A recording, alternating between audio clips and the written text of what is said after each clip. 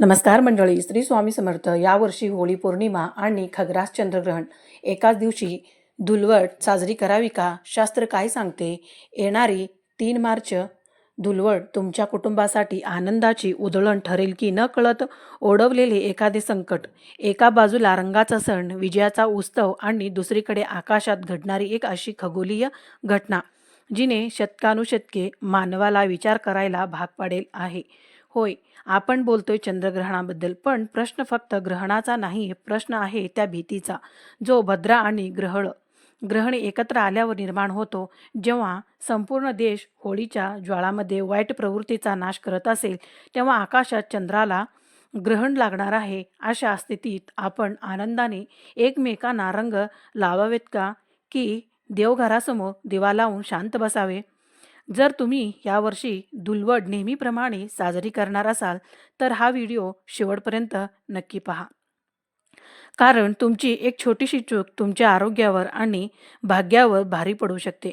भारतीय संस्कृतीमध्ये सण उत्सव हे केवळ आनंदाचे साधन नसून ते आपल्या अध्यात्माचा आणि निसर्गाचा आरसा आहे.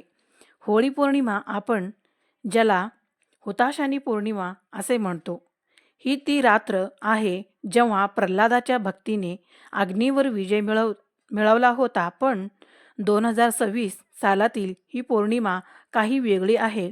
अनेक वर्षानंतर असा योग जुळून येत आहे, जिथे पौर्णिमेच्या दिवशी चंद्रग्रहण लागत आहे आणि त्यात भर म्हणून भद्राकाळ देखील आहे.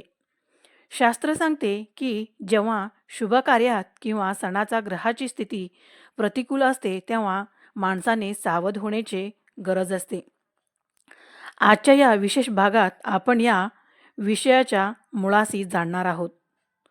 तर आपल्या माहिती आहे की हिरण्य कश्यपूची बहीण होलिका हिला अग्नीपासून न जळण्याचे वरदान होते. तिने भक्त प्रल्हादाला मरण्यासाठी त्याला मांडीवर घेऊन अग्नीत प्रवेश केला. पण तिथे काय घडले? विष्णू नामाचा जप करणाऱ्या प्रल्हादाला अग्नीने स्पर्शही केला नाही. उलट वरदानाचा गैरवापर करणारी होलिका जाळून राख झाली.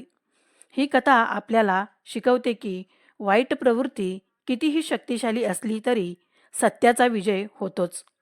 पण विचार करा, ज्या दिवशी हा विजय साजरा करायचा आहे, त्याच दिवशी जर चंद्रावर सावट आले, तर त्या दिवशी विजयाची ऊर्जा पण कशी ग्रहण करावी? 2 आणि 3 मार्च 2026 हे 2 दिवस कॅलेंडरवर साधे दिसतात असले तरी ज्योतिषशास्त्राच्या दृष्टीने अत्यंत संवेदनशील आहेत. 2 मार्चला पौर्णिमा सुरू होत असतानाच भद्राकाळ सुरू होत आहे. शास्त्रात भद्रेला सूर्यदेवाची कन्या आणि शनिदेवाची बहीण मानली जाते. तिचा स्वभाव अत्यंत कडक आणि उग्र आहे. म्हणूनच भद्रेच्या काळात कोणतेही शुभकार्य, विशेष होळी पेटवणे निषेध मानले जाते. 3 मार्च रोजी होणारे हे चंद्रग्रहण भारतातून दिसणार आहे का? याचे उत्तर हो असे आहे. जेव्हा पृथ्वी, चंद्र आणि सूर्य यांच्यामध्ये येते, तेव्हा चंद्रावर पृथ्वीची सावली पडते. यालाच आपण चंद्रग्रहण म्हणतो. ग्रहण काळात निसर्गातील लहरीमध्ये बदल होतो, ज्यांचा थेट परिणाम आपल्या शरीरातील 70% असलेल्या पाण्यावर आणि मानवावर होतो. चंद्रग्रहणाचे सूतक ग्रहण सुरू होण्याच्या 9 तास आधी सुरू होते. या काळात मंदिरे बंद असतात, मूर्तीला स्पर्श केला जात नाही आणि अन्नाचे सेवन टाळले जाते. 2026च्या या ग्रहणात सूतक काळ नेमका कधी असेल हे जाणून घेणे तुमच्यासाठी खूप महत्त्वाचे आहे. तर भक्तांनो, सूतक म्हणजे केवळ औषध नव्हे, तर ती एक संधी असते स्वतःला शुद्ध करण्याची. जेव्हा बाहेरच्या जगात अंधार असतो, तेव्हा अंतर्मनात ज्ञानाचा दिवा लावायचा असतो. मग अशा वेळी रंगाची उधळण करणे योग्य ठरेल का? हाच तो प्रश्न आहे ज्याने लाखो लोकांच्या मनात गोंधळ निर्माण केला आहे. 3 मार्चला धुलीवड आहे, पण त्याच दिवशी ग्रहण आहे. शास्त्राच्या दृष्टीने विचार केला तर ग्रहण काळात आपण अस्वच्छ पाळतो. रंगाचा खेळ हा आनंद, स्पर्श आणि बाह्य ऊर्जेशी संबंधित आहे.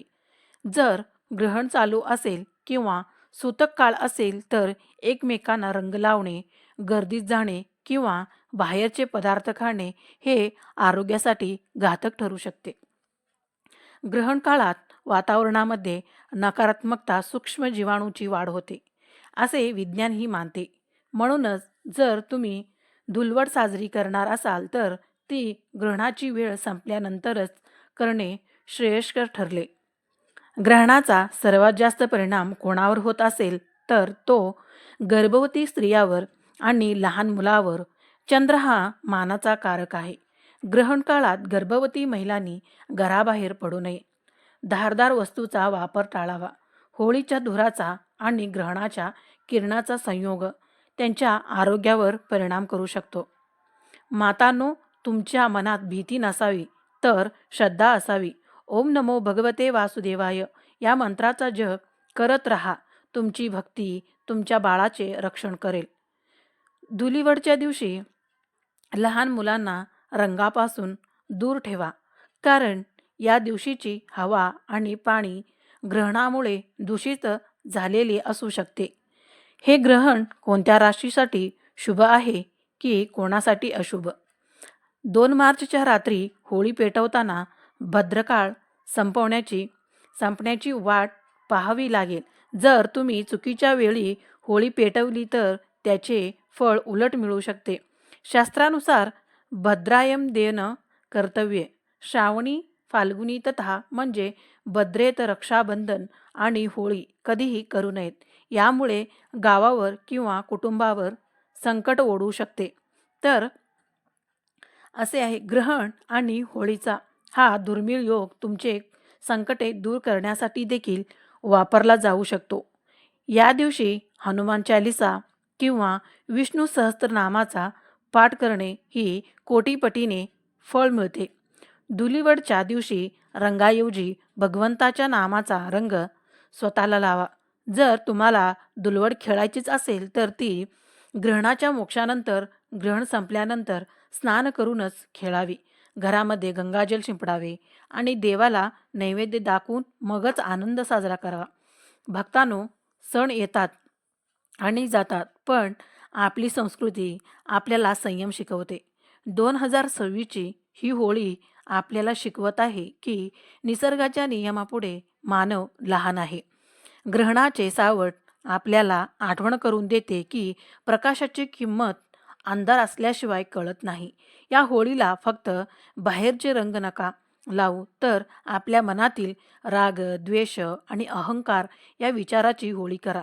तर मंडळी, लक्षात ठेवा, 3 मार्च 2026ला घाईघाईत धुलवड साजरी करण्यापूर्वी या नियमाचे पालन नक्की करा. तुम्हाला हा व्हिडिओ कसा वाटला? तुमच्या मनात काही शंका असेल तर कमेंटमध्ये नक्की विचारा. हा व्हिडिओ आपल्या मित्रपरिवाराला जास्तीत जास्त लोकांना शेअर करा, कारण तुमचे एक शेअर करण्याचे तरी नुकसान टाळू शकते. तर व्हिडिओ आवडला असेल तर व्हिडिओला एक लाईक करा. कमेंटमध्ये श्री स्वामी समर्थ लिहायला विसरू नका. धन्यवाद. श्री स्वामी समर्थ. जय जय स्वामी समर्थ. श्री गुरुदेव दत्त.